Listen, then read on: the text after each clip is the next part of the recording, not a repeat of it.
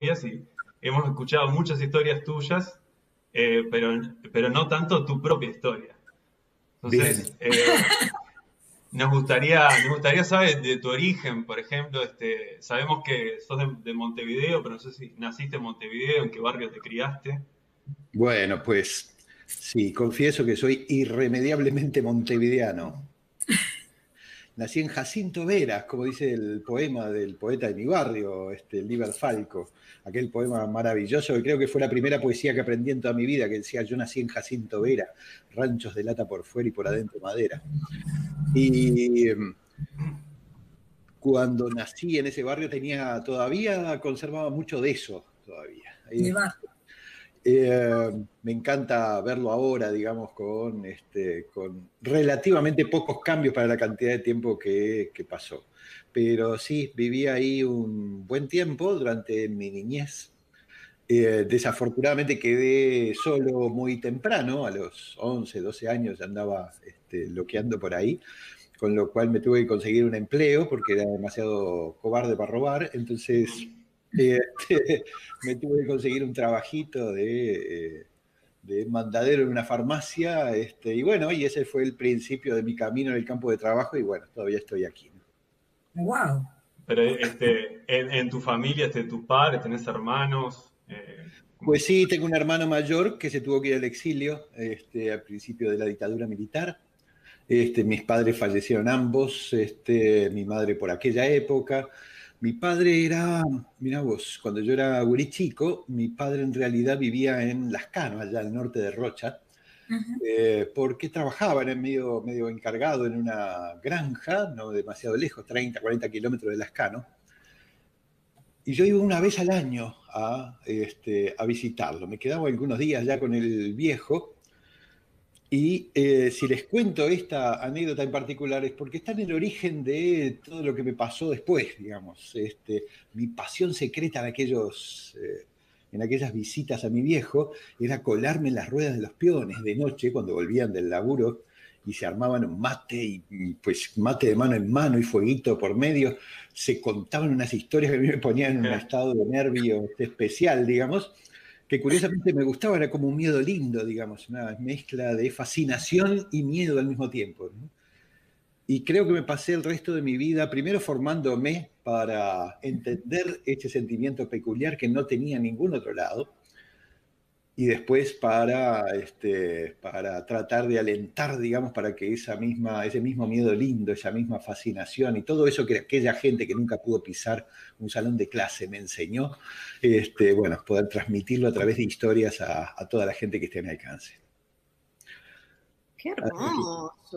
Así Wow. que, por ahí nace tu interés para recolectar historias de la tradición oral, ¿no?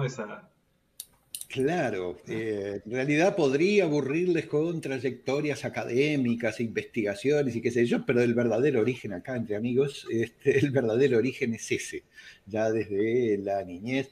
Por supuesto que además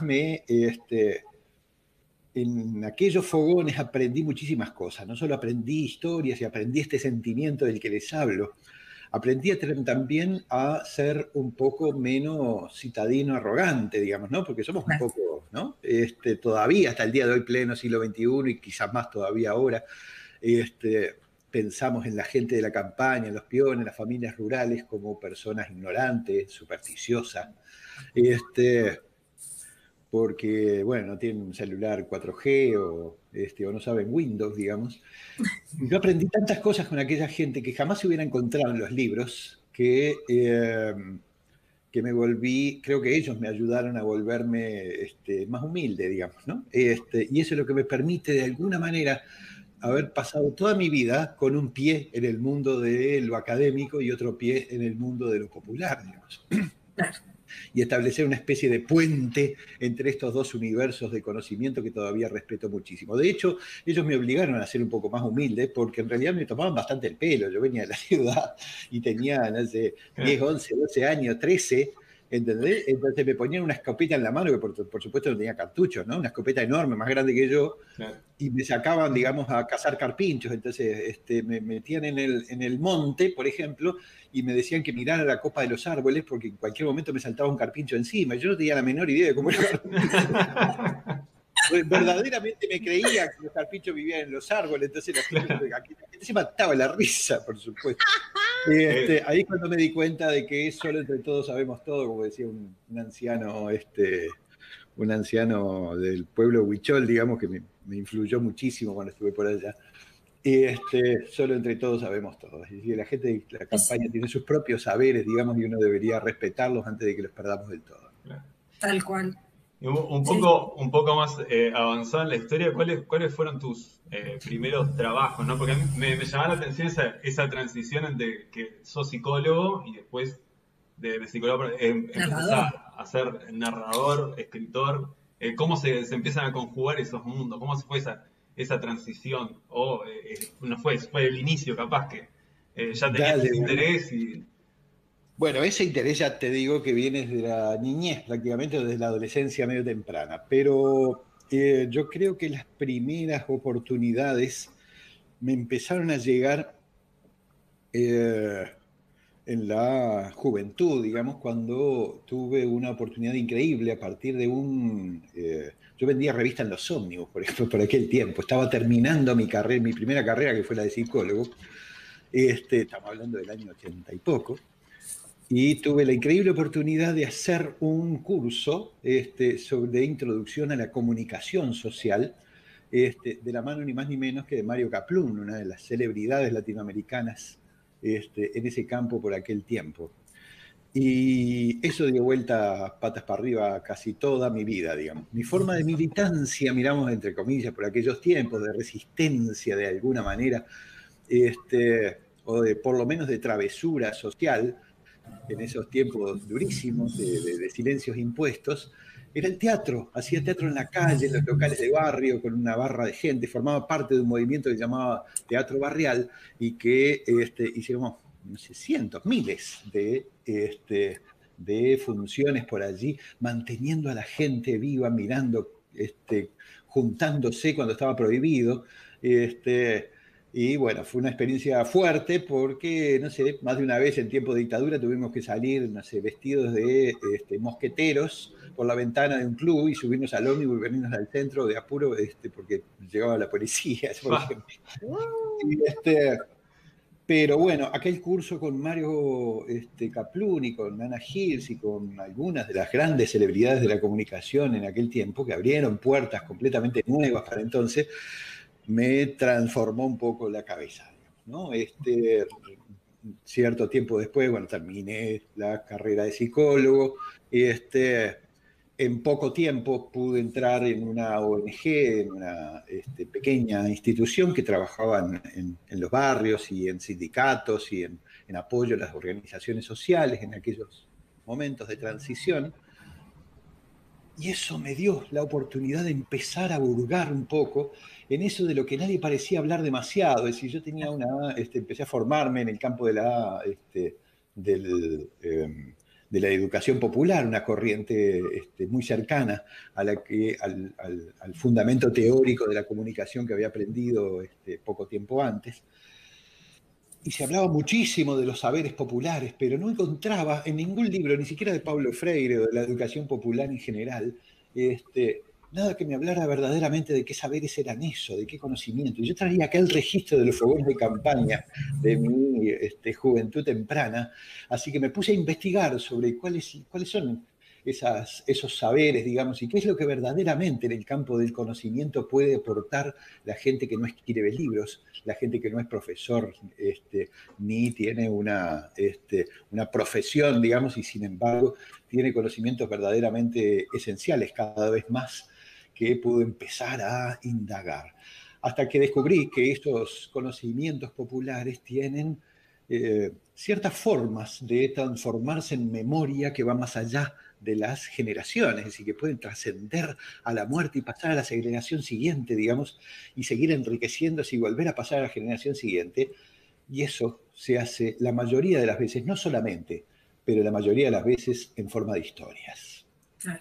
Y ahí fue cuando me empezó a caer la ficha de que mi lugar estaba en la documentación de esas historias populares que son las que portan los saberes de una generación a la siguiente, digamos, como los libros entre los sectores más académicos. Son los libros que los pueblos escriben y que flotan en el aire a veces por siglos, incluso milenios, sin ser jamás escritos, digamos.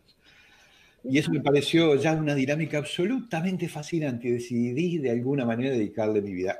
Un tiempo después, mirá, después de que ya había dedicado, estoy hablando de hace más de 30 años atrás, ¿no? Y cuando yo había dedicado casi una década, digamos, a ese trabajo y había empezado a documentar sistemáticamente relatos de tradición oral mágica de aquí, de Montevideo, historias de aparecidas y de casas encantadas, luces malas, y brujas y cosas por ese estilo, un día me cayó una cosa rarísima, rarísima para aquel tiempo en que casi no había redes sociales, no había, no sé, apenas se había inventado el correo electrónico, una novedad rarísima. Me llega una invitación desde Colombia. Mirá, me llega una invitación desde Colombia para participar en el 25º Encuentro Internacional de Contadores de Historias y Leyendas. Wow. Me caigo del culo, no podía creerlo. No. Calzado perfecto. Una cosa de esas, digamos, ¿no? Yo por entonces era muy académico, era profesor en Ciencias de la Comunicación de la Universidad de la República, responsable de la cátedra de Lenguaje y Estética del Sonido. Y bueno, pues pedí las licencias, digamos, como para poder efectivamente irme a Colombia y participar en aquel. No sabía muy bien a qué, porque la invitación me llegó medio último momento, no pude presentar un trabajo previamente. Yo decía, bueno, yo tengo que ir, y después veré, porque quiero conocer ese mundo, viste, completamente desconocido para mí.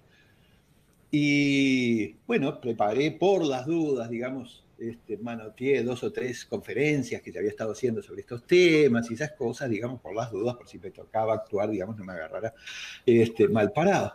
El encuentro se hace todavía, increíblemente, en un pequeño pueblo de Colombia que se llama Buga, no demasiado lejos de la ciudad de Cali, que ahora está muy revuelta, digamos, con todas estas cosas que están pasando. Y pues cuando llegué a Buga me recibieron con una calidez increíble, me llevaron al hotel donde iba a alojarme y al otro día, a las 7 de la mañana, tenía un auto en la puerta esperándome. Qué amable toda esta gente, ¿no? Que me lleva al encuentro y todavía ni siquiera sabía en qué consistía el encuentro. Pues no me llevaron a ningún encuentro, me hicieron subir al auto y me llevaron directamente al patio de una escuela donde había 500 niños esperando que yo les contara historias. Entré investigador académico y salí cuentero. Y de ahí, esos niños me transformaron la cabeza para siempre, patas arriba. Ahí me di cuenta de que podía contar historias y hasta decir cosas interesantes, porque aquellos niños, además, llevaban varias generaciones. En su pueblito se hacía el Encuentro Internacional de Contadores de Historias y Leyendas desde hacía décadas. Así que esos niños eran expertos. Haber pasado esa prueba, bueno, me dejó paradito en la mitad del campo de la cuentería popular latinoamericana y ahí estoy hasta ahora.